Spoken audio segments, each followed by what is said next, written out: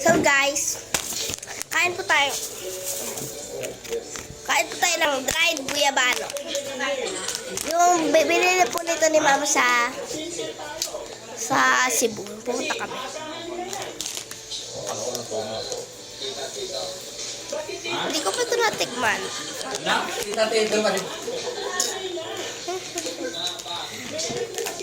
Wait lang guys, kung tayo.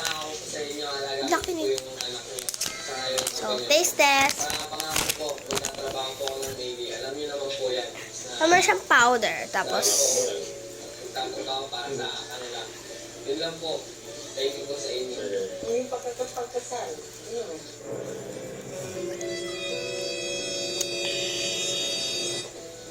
Pangako mo, kailan mo pagkakasalan? Nag-iikot ako.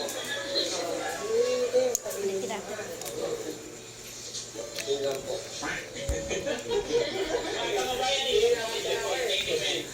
Pasensya ka na, ha?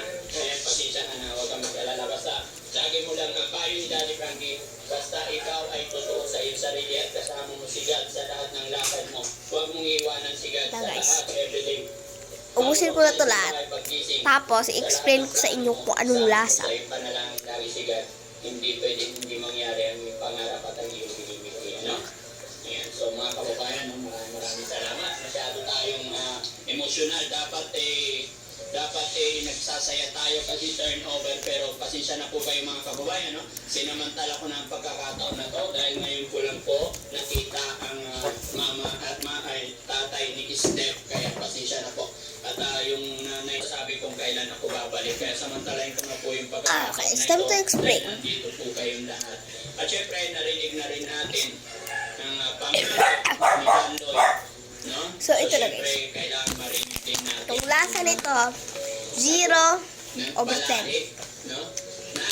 Kasi yung lasa, ang daming pinag-mix. Paano to naging original? Pero wag po kayo mag-alala. Kung mayroong halong sweet, tapos dried mango, tapos may powder na ano-ano yan. Lasang ano, Hindi man dito nagwawakas ang tindahan. guyabano. Nandito pa rin kami nakaantabay kay Steph at kay John Boy. Night, it's your turn. Pero, try mo to guys. May explain mo yung lasa.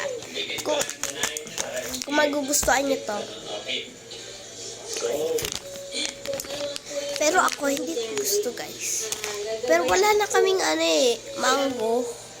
Dried mango. Kasi guys, hindi ko alam. So, ayun lang guys.